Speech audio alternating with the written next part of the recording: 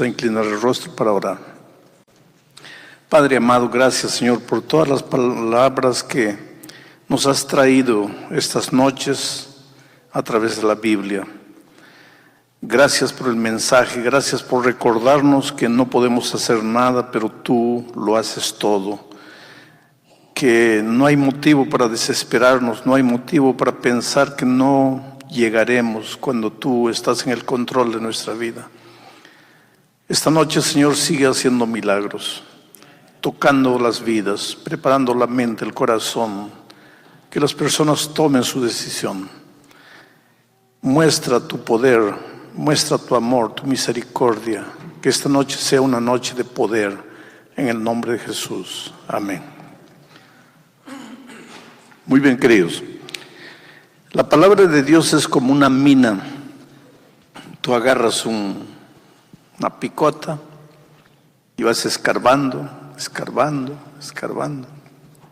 y encuentras cada piedra preciosa, cada diamante, escarbando. Yo hace algunos años ya, decidí predicar la Biblia de Génesis hasta Apocalipsis, versículo por versículo. Infelizmente la decisión la tomé tarde y creo que ya Dios no me va a dar vida para predicar toda la Biblia, pero he predicado series enteras de Habacuc, de Nahum, de Jonás, de Ageo, de Abdías, de Primera, Segunda, Tercera de Juan. En fin, he predicado muchas series completas de la Biblia. Solo de Corintios se podría predicar 1 año, 2 años enteros sin parar. Tanta belleza, tanta maravilla que hay en estas 2 epístolas. Especialmente la segunda, que es una epístola dedicada a pastores, a los que dirigen la obra, en fin. Pero he escogido estos textos porque entiendo que aquí hay personas que están conociendo el camino.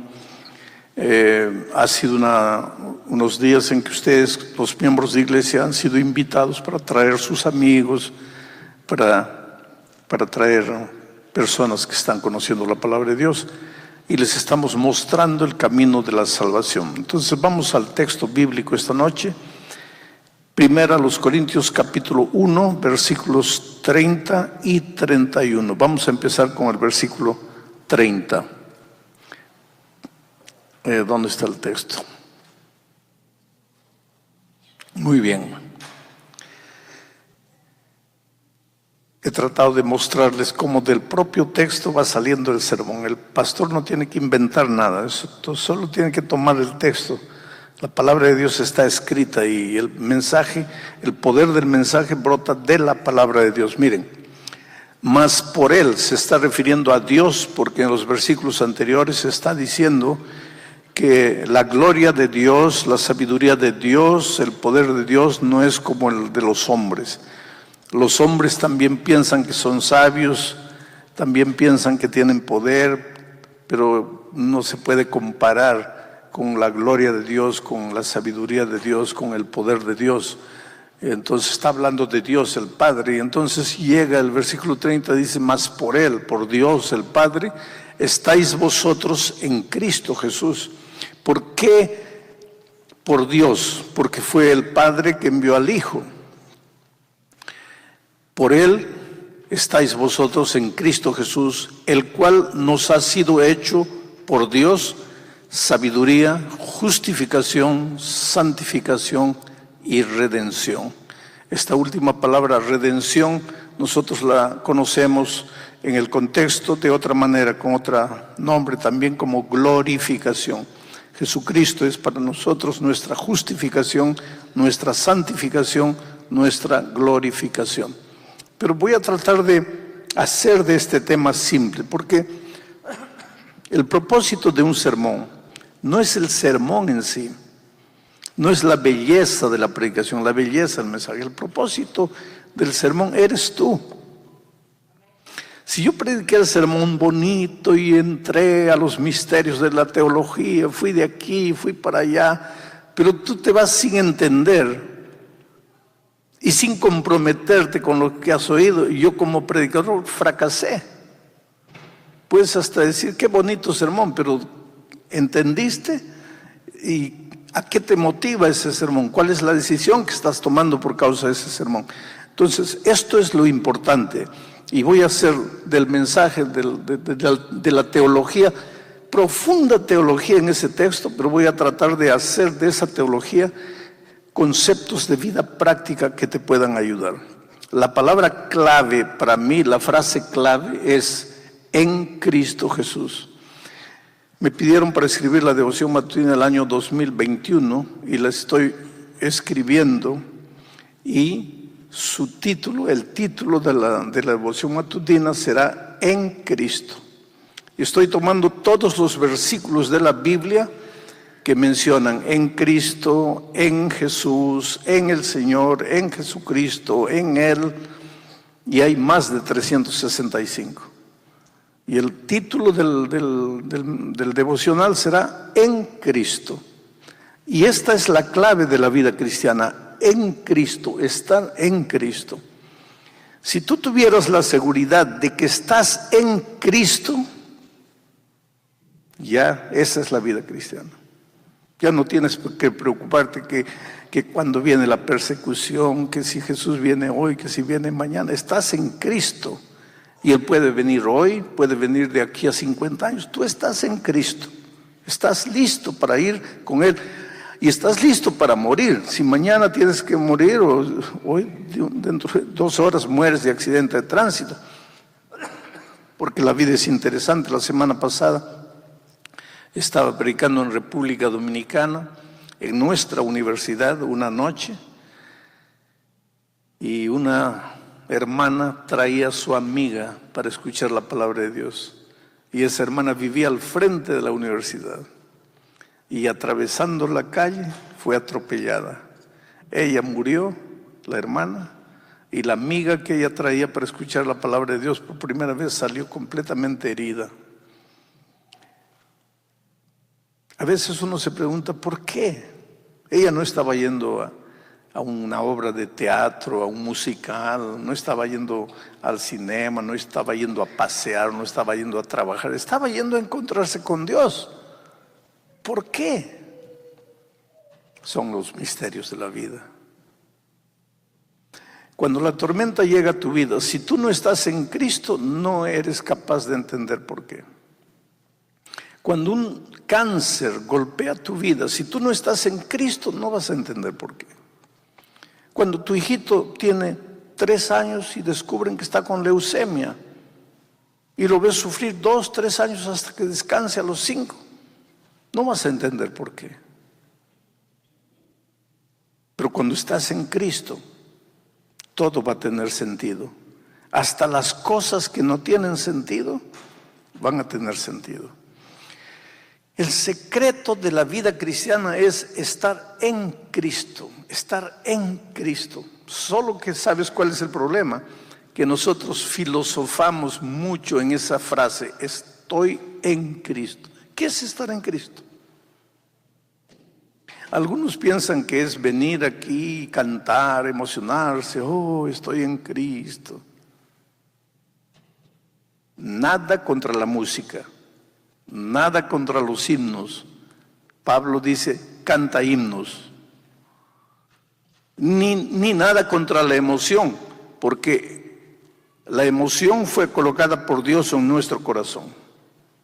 Entonces, si tenemos que alabar a Dios, tenemos que hacerlo con nuestra razón y con nuestra emoción. Entonces, nada contra la música, nada contra los himnos, nada contra la emoción.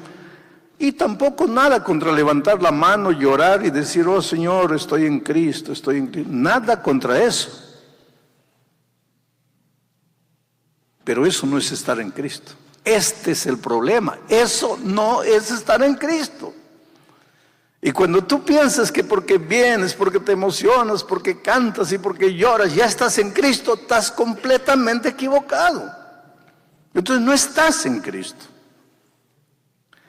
Esta expresión en Cristo en la Biblia se repite de muchas maneras. Cuando Jesucristo dijo, por ejemplo, permaneced en mí y yo permaneceré en vosotros. Ahí estaba ahí ya no es estar en Cristo, sino permanecer en Cristo. Cuando Pablo dice, no vivo yo, Cristo vive en mí, es otra manera de decir, estoy en Cristo. Cuando Jesús dice, construid en la roca y no en la arena, esa es otra manera de decir estar en Cristo. Quiere decir, el estar en Cristo puede ser construir en la roca, estar escondido en Cristo, edificar en Cristo, colocar a Cristo como la piedra angular de la vida. En la Biblia hay muchas maneras de decir la misma cosa, estar en Cristo. ¿Y qué es estar en Cristo? La propia Biblia explica. Ese no es mi tema y yo no voy a explayarme en eso esta noche, pero el sábado en la mañana les mostré bíblicamente, Pablo escribiendo a los Efesios, hace el resumen y dice, estar en Cristo, 3 cosas. Si tú haces de tu vida diaria una vida de oración, si tú estudias la palabra todos los días, aunque no tengas ganas de estudiar la Biblia, y si tú buscas a una persona y la traes para Jesús, estás en Cristo. El problema es que nosotros predicamos, el secreto de la vida es estar en Cristo. El secreto de la vida es permanecer en Cristo. El secreto de la vida es edificar en la roca. El secreto de la vida es andar con Jesús. Pero ¿y qué es todo eso? Si no estudias la Biblia todos los días, si no oras todos los días, si no buscas una persona para Cristo, no permaneces en Cristo, no edificas en la roca, no estás en Cristo. Entonces, ¿por qué no funcionan las cosas en tu vida? Porque tú te quedas en el terreno de la teoría, estoy en Cristo. Pero cuando llega la noche, estás cansado para leer la Biblia, no lees la Biblia, no te alimentas, no comes la palabra de Dios. ¿Cómo estás en Cristo? Yo quisiera predicarles un año entero, todas las noches, para enseñarles paso a paso. Por ejemplo, la oración. Porque nosotros a veces somos muy teóricos y nos gusta predicar mucho el qué. Hay que orar, hay que orar, hay que orar, hay que orar. A ver, yo les hago una pregunta. ¿Quién aquí no sabe que tiene que orar? Levante la mano. El que no sabe que tiene que orar, levante la mano. Todo el mundo sabe. Entonces, si yo vengo y les predico durante 2 horas, hay que orar, hay que orar, hay que orar, mucha oración, mucho poder. Nadie vivió como Jesús vivió, porque nadie oró como Jesús oró. 2 horas hablando de que hay que orar. La pregunta es, ¿qué aprendieron ustedes? Nada, porque eso ustedes ya lo saben. Entonces, ¿por qué no oran? Ahí está el problema. Sabes que debes orar, pero no te da ganas de orar. Entonces, tendríamos que enseñar cómo orar cuando uno no tiene ganas de orar. Llega la noche. Tienes que orar. Sabes que debes orar, no te da ganas de orar. No tienes ganas de orar. O ese día ha sido terrible, te han golpeado, te han traicionado, te han hecho llorar. No tienes ganas de orar. Estás molesto con todo el mundo. ¿Y cómo vas a orar? ¿Cómo orar cuando no hay ganas de orar? No te voy a responder ahora. Pero hay que descubrir cómo orar cuando no hay ganas de orar. Tal vez te lo voy a decir en un minuto. No tienes ganas de hablar con Dios, te han golpeado. Entonces, acostado en tu cama, habla con Dios. Pero es que ahí entra el formalismo, porque te enseñan, no, solo se ora arrodillado, no se puede orar si no es arrodillado. Si no oras arrodillado es pecado. Y ahí pues se malogra toda la experiencia cristiana, porque estás más preocupado en arrodillarte. Y lo que importa es arrodillarte. y no hablar con Dios. Pero ¿cómo sería si tú estás acostado en la cama, no tienes ganas de orar, no tienes ganas de nada, y simplemente miras a Dios allá acostado y dices, mira Dios, perdóname, yo sé que tengo que orar, yo sé que debería orar, pero mira mi vida, estoy destrozado, he perdido el empleo, mira esto y aquello, no tengo ganas de orar, simplemente no tengo. Por favor, entiéndeme. Mañana, cuando esté mejor, oro. ¿Pero qué hiciste? Ya oraste. Entonces, cuando tú salgas del formalismo y entres en la vida natural, hacer de Dios tu amigo, de Jesús tu compañero, porque ahí viene el otro problema. Pastor, ¿por qué cuando oro mi oración no pasa el techo? Ese era mi problema cuando era muchacho. Yo un día estaba en el colegio. Quien estaba haciendo las semanas de oración era un pastor argentino, Francisco Escarchela, tremendo evangelista. Y entonces en la hora de consulta, porque los alumnos piden una cita con el pastor que está dirigiendo la semana de oración, yo fui. Le digo, pastor, mi problema es que cuando oro, siento que mi oración no pasa el techo. Y él me dice, hijo, eso es fácil de resolver. Ora al aire libre, ahí no hay techo. Y yo me sentí mal, porque yo no estaba bromeando, yo estaba hablando en serio. Y él como que al aire libre. Y él sonrió y me dice, hijo, yo estoy bromeando. Pero te voy a decir por qué sientes que tu oración no pasa al techo. Porque cuando tú oras, tú estás orando para allá. Pero tú no tienes que orar para allá. Tú tienes que conversar con alguien que está aquí. Y tú sabes que ese día cambió mi manera de conversar con Dios. Todas las noches antes de dormir me arrodillo. Pero a veces en esos cambios de horario me despierto a la 1 de la mañana y acostado, en lugar de estar contando carneritos para volver a dormir, acostado converso con Dios. A veces cuando voy a predicar un sermón nuevo, acostado en mi cama le digo, mira Señor, voy a predicar mañana y voy a predicar lo siguiente, y voy predicándole el sermón a Dios. Pero al mismo tiempo estoy revisando mi sermón. Haz de tu vida cristiana una vida natural con Cristo. Eso es estar en Cristo. Pastor, ¿cómo alguien puede orar 1 hora, 2 horas?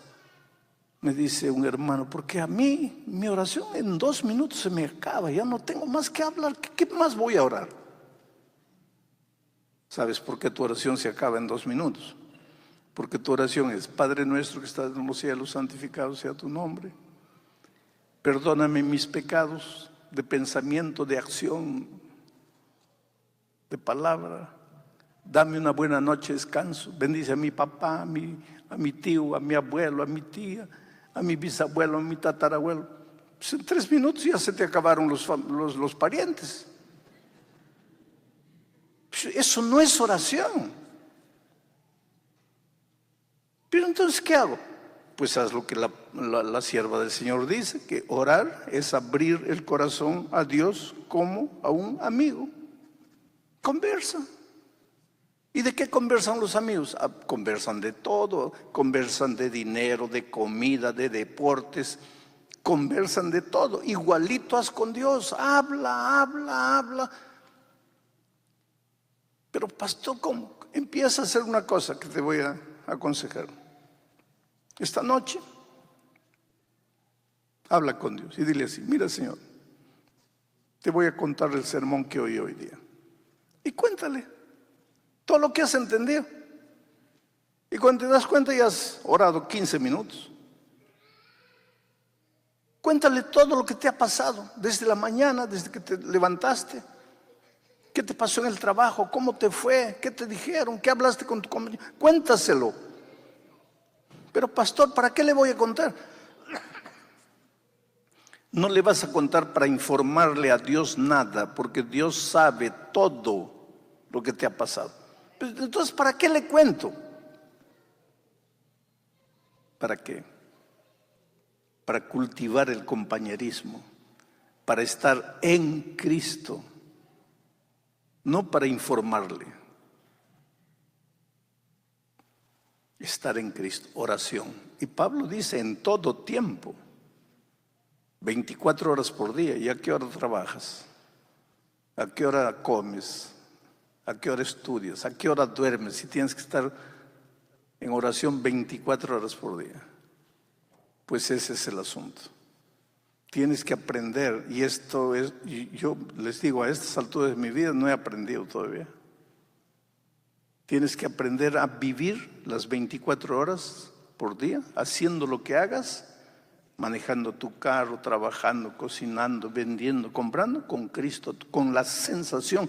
Tienes que hacer mentalmente creer que Jesús está a tu lado, que Jesús está caminando contigo. Y conversando con Él, estás orando en todo tiempo. Pero el problema, si intentas, va a pasar contigo lo que pasa conmigo. Cuando me doy cuenta, hace rato que ya había perdido la conciencia que Jesús está conmigo. Y en esos momentos en que uno se olvida de Jesús, ya comienza a hacer tonterías. Pero si estuviéramos con Jesucristo todo el tiempo, sería diferente. Entonces, el estar en Cristo es maravilloso, es una experiencia de júbilo. Cuando llega la noche vas conversando con Dios. Los casados me van a entender, porque a veces la pareja antes de dormir están conversando. Uno habla, el otro responde. El otro habla, el otro responde, el otro habla, el otro responde. De repente uno solito ya está hablando, el otro hace rato que ya está durmiendo. Eso tiene que pasar con Cristo. Tiene que llegar un momento en que tú te duermes hablando con Jesús. Ahí has llegado a ser cristiano, ahí estás en Cristo. Y cuando estás en Cristo, esa es una de las partes, porque la otra parte es el estudio de la palabra de Dios, el estudio diario, y ahí hay otro tema que no acaba nunca. Y cómo estudiar la Biblia cuando no da ganas. Y cómo encontrarle gusto al estudio de la palabra de Dios, porque a veces tú comienzas a leer y no tienes sabor. ¿Cómo hacer para que la palabra de Dios tenga sabor? Es otro tema, pero cuando tú estudias la palabra de Dios, cuando tú oras y cuando tú te esfuerzas para buscar a una persona para Cristo, ahí estás en Cristo. Ahí estás en Cristo. Y cuando estás en Cristo, en ese compañerismo con Cristo todos los días caminando con Jesús, ahí hay una cosa maravillosa. El carácter de Jesucristo se va reproduciendo en tu carácter. Y tu carácter feo, horrible, que te hace cometer tonterías, va desapareciendo.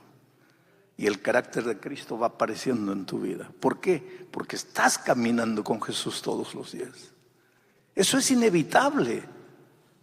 Ahí tú no tienes que esforzarte para hacer esto, para no hacer aquello. Lo vas a hacer de manera natural porque estás en Cristo. Porque su carácter está siendo reproducido en tu vida. En 1958, Garrincha, el Brasil quedó campeón mundial de fútbol por primera vez. Y Garrincha era un jugador, no de los jugadores de esa selección. Garrincha era un jugador interesante porque tenía un defecto físico. Él era chueco. Él andaba con las piernas literalmente así abiertas, parecía un gorila cuando andaba.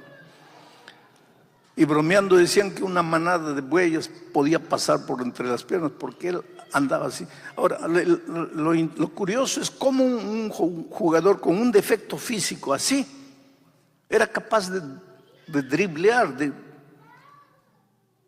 porque era un dribleador de primera. ¿Cómo lo hacía? Pues por eso era un fenómeno Garrincha. Y cuando la selección en el 58, después de campeonar en Suecia por primera vez, volvió a Brasil, todos los niños de la edad de 7, 8, 9 años que admiraban tanto a Garrincha, porque los deportistas son ídolos de los niños especialmente, todos los niños de 7, 8 años de edad comenzaron a andar como Garrincha así. Y él creó prácticamente una generación de brasileños chuecos, solo por imitarlo, porque así es la vida con Cristo. Tú andas tanto con Jesús, Él se transforma en tu mejor amigo, pero tu mejor amigo, que tú te enamoras de Él, que llega un momento que tú dices así: yo no puedo vivir sin Jesús. Él es mi vida, Él es todo. Porque tú has vivido sin Cristo, y cuando has vivido sin Cristo tu vida era vacía, tu vida era hueca, pero ahora estás en Cristo y tu vida tiene sentido. Tal vez las circunstancias no han cambiado, pero tu corazón ha cambiado, tu actitud delante de la vida ha cambiado. Y eso es tan bonito que tú pues te enamoras de Jesucristo. Y ahí lo que más quieres es ser igualito a Jesús, porque lo admiras, tratas de imitarlo, pero en el compañerismo su carácter se pasa al tuyo. Eso es lo que le pasó a Juan. Llegó a Jesucristo, le decían el hijo del trueno. Imagínense cómo era el carácter de Juan para que le llamaran hijo del trueno. Con toda seguridad no era una mansa palomita, era un tipo que explosionaba por cualquier cosa, un tipo que en cualquier momento ya después lloraba, pedía perdón, ya lo había arruinado todo. Pero comenzó a caminar con Cristo, caminar con Cristo, caminar con Cristo.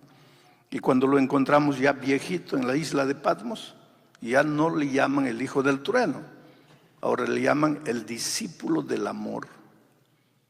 La pregunta es: ¿en qué momento dejó de ser el hijo del trueno y empezó a ser el discípulo del amor? Nadie lo puede decir. Tú comienzas tu caminata con Cristo, vas en Cristo, en Cristo, en Cristo, oración, Biblia, testificación, vas en Cristo, y tú no te das cuenta, pero tu vida empieza a cambiar. Tú no te das cuenta, pero los otros se empiezan a dar cuenta. Los otros te miran y dicen: algo está pasando contigo. Tú no eres más la persona de antes. ¿Qué es lo que está pasando contigo?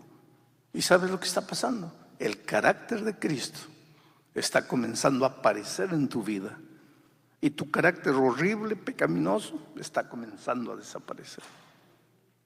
Ahora, esa es una lucha de la vida.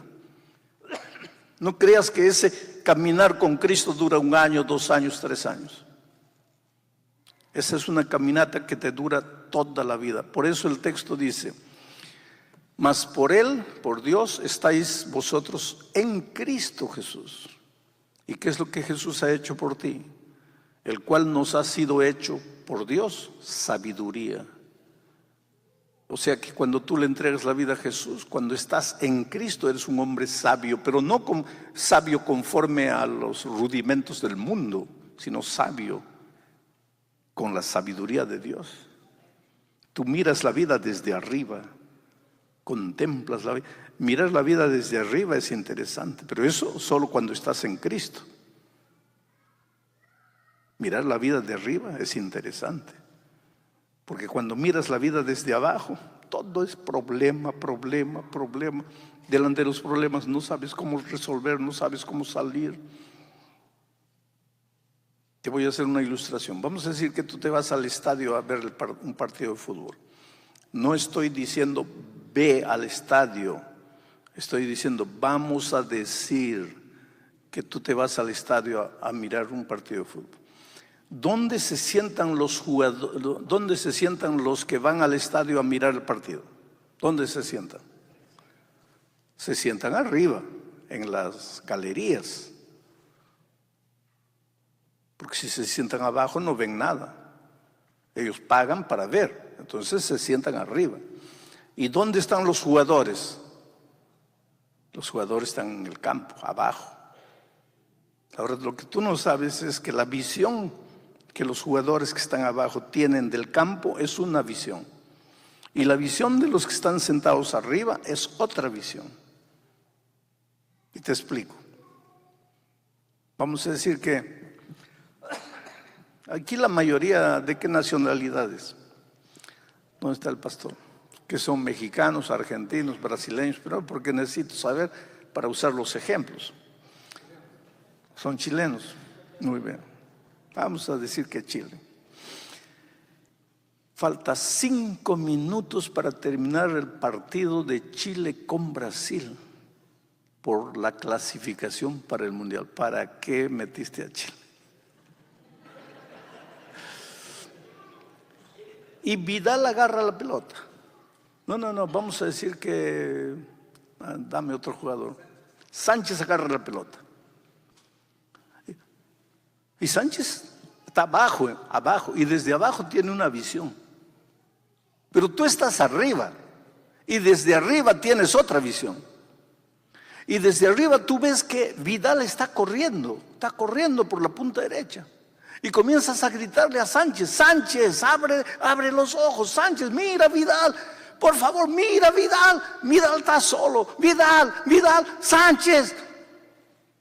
¿Y qué hace el pobre Sánchez? El pobre Sánchez mira porque te escucha desde la tribuna. Y mira, pero ¿dónde está Vidal? Porque Sánchez no ve a Vidal. ¿Sabes por qué? Porque está lleno de jugadores aquí. Él solo ve jugadores. Pero tú que estás arriba, tú lo ves a Vidal allá solo. Así es la vida. Tú estás con problemas. No tengo por dónde salir, no tengo para dónde ir, no sé qué hacer. Pero si estuvieras arriba, tu visión sería diferente. Y tú verías que hay salida, que hay un Vidal solito allá, y tú no lo ves porque estás abajo. ¿Pero qué hago para estar arriba? En Cristo Jesús. Porque cuando estás en Cristo Jesús, Jesús es tu sabiduría. Tú vas a tener la visión de la vida que Jesús tiene. Y ahí las cosas cambian.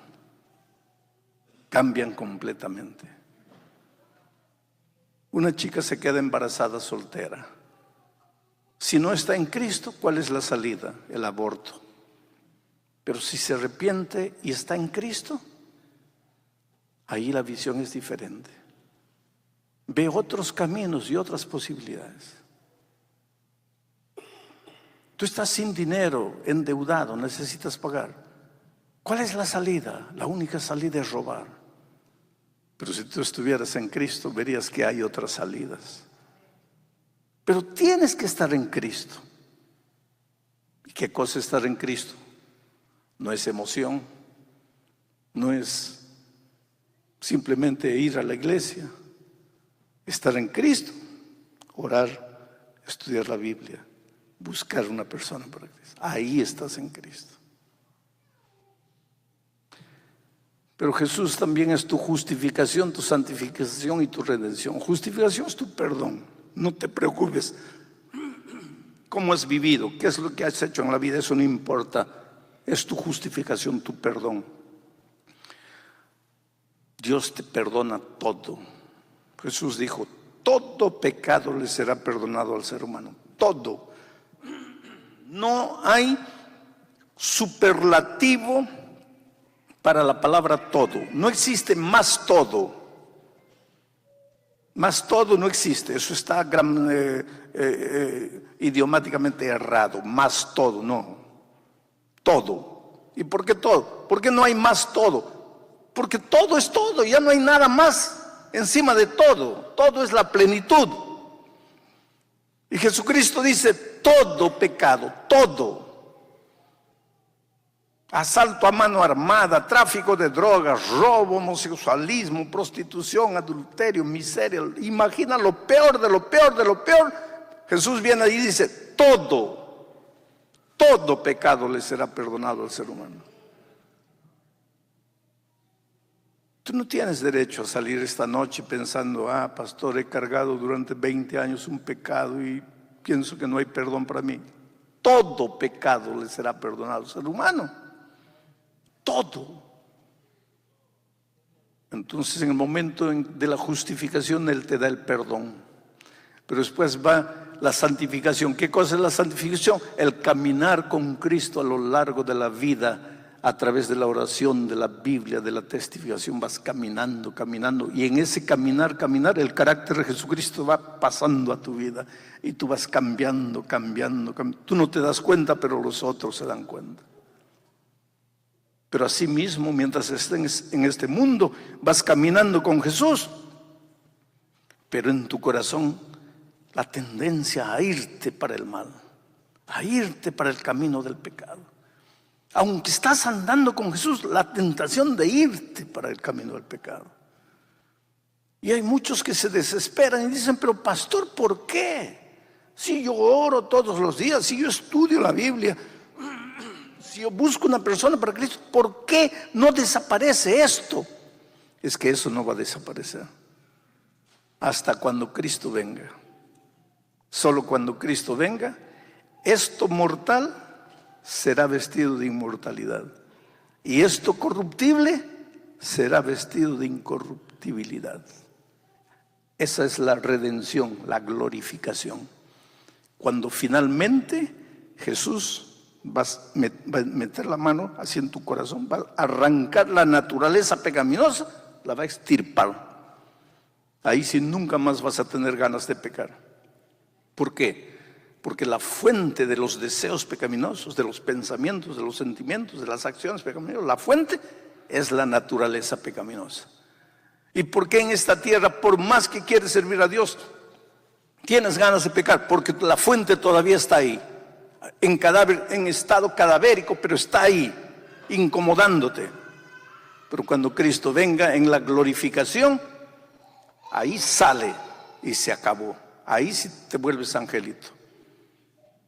La Biblia dice, el pecado no se levantará por segunda vez. Pero mientras estés en esta tierra, tienes que aprender a convivir con esa situación. No te desesperes, no te desanimes. Y si por un accidente sueltas la mano a Jesús y caes, no te desesperes, levántate y continúa. Porque recuérdate que el secreto de la vida es estar en Cristo, en Cristo, en Cristo.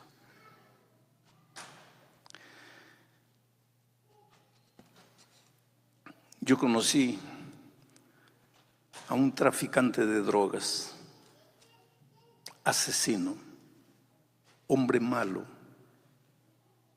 que se convirtió. Y se convirtió en la prisión.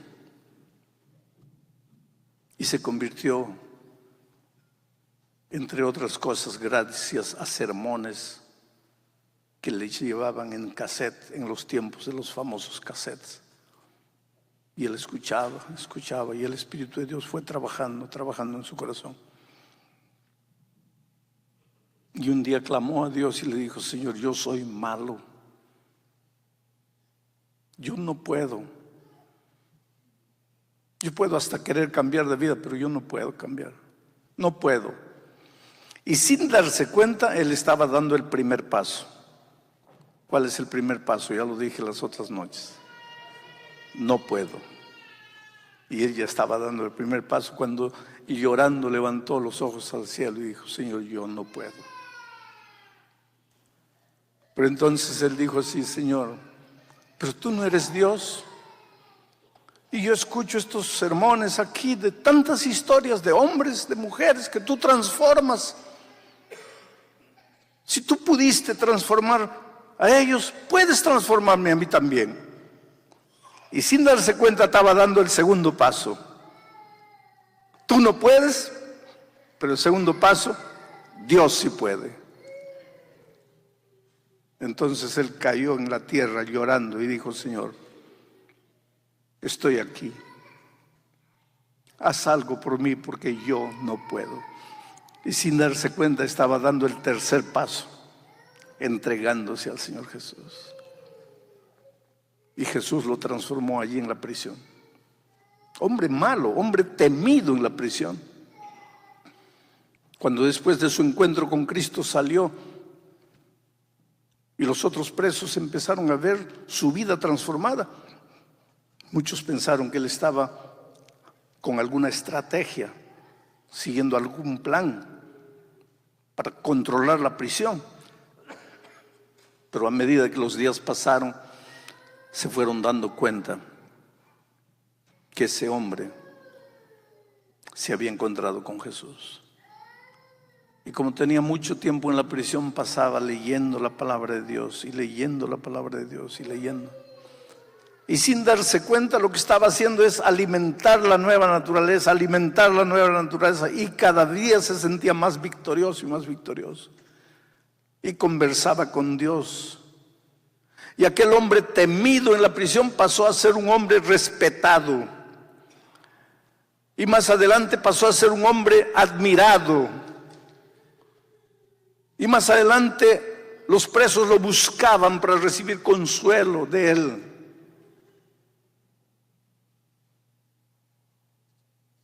Yo tuve la alegría de conocerlo. Y él me dijo: pastor, entendí la vida cristiana, y la vida cristiana es estar en Cristo. Y un día él me dijo: lo único que no entiendo, pastor, es por qué cuanto más busco a Jesús, cuanto más estoy con Él, siento dentro de mí ganas de volver a mi vida antigua. Ahora yo les pregunto a ustedes, ¿por qué? ¿Por qué sentía? Porque todavía estaba en esta tierra. Y en esta tierra esas ganas siempre van a estar. ¿Por qué? Porque la naturaleza pecaminosa está presente todavía. Pero cuando Cristo venga, esa naturaleza va a ser extirpada. Por eso nuestra oración tiene que ser: ora, ven, Señor Jesús. Cuando Jesús venga, se acabó la lucha, querido. Se acabó la lucha. Ahora, todo eso, mira, más por Él estáis vosotros en Cristo Jesús, el cual ha sido hecho por Dios sabiduría, justificación, santificación, redención. Siguiente versículo, por favor. Todo eso, mira, ¿para qué? Para que, como está escrito, si tienes que gloriarte de algo, gloríate solo en el Señor. Porque la salvación no es resultado de tu buen comportamiento. Tú no has hecho nada. Tú solo has reconocido que no puedes y has ido a Él. Y Él lo ha hecho todo. Y es por eso que por los siglos de los siglos, si alguien tendrá que gloriarse de alguna cosa, tendrá que gloriarse únicamente en el Señor. Esta noche voy a hacer una última invitación. Voy a pedirle a Laura que venga para cantar. Aunque venga solo una persona aquí adelante, diciéndole: Señor, yo te entrego mi vida, quiero tu perdón, quiero caminar contigo y finalmente quiero ser librado de la naturaleza pecaminosa cuando Cristo vuelva. Si quieres decirle eso a Jesús, te voy a pedir que te levantes y vengas aquí adelante para hacer la última oración contigo. ¿Dónde estás? ¿Quién eres? Levántate con fe y ven. No te quedes sentado sufriendo ahí. Hoy es el día de buena nueva. Hoy es el día de salvación. Puedo esperarte aquí. No sé quién eres, pero creo que estás luchando con la voz de Dios. Sientes que Dios te está llamando. De repente no hay nadie. De repente aquí todos son ya adventistas bautizados. Pero si sientes que Dios te está llamando, levántate con fe y ven. Si nos sueltan la pista, nos vamos hasta las 6 de la mañana aquí, porque yo voy a seguir hablando mientras nos suelten la pista. Levántate y ven con fe. No te quedes sentado. Voy a estar orando por ti. Ven.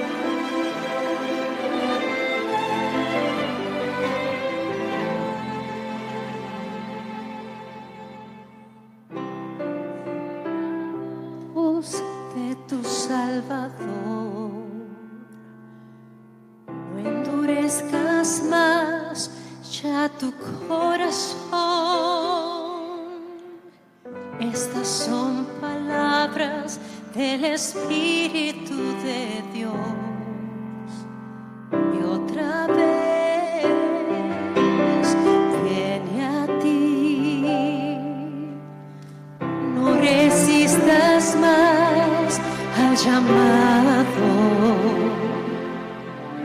Al lado de Jesús cabemos tú y yo.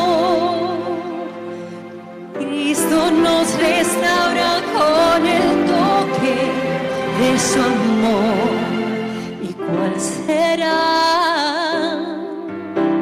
tu decisión? Para la culpa y mal, Jesús es remedio. Para quien quiere vida, es el pan. A cualquier sufrir del alma, Él pone fin. A quien nada